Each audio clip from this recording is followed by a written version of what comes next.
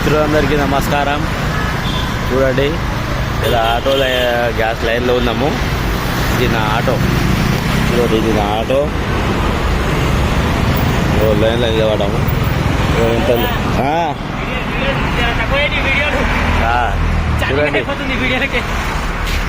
Auto line మా తమ్ముడు.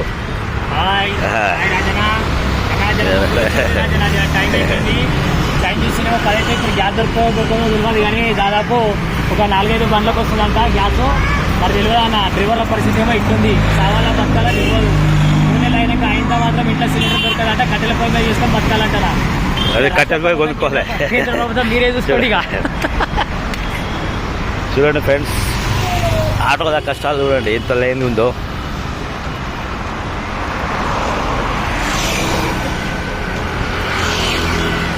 ఇరికెళ్ళి petrol bunk కనీసం ఒక కిలోమీటర్ దాకా ఉంటుంది. చూడండి, అక్కడ లాస్ట్లో కనిపిస్తుంది చిన్నది.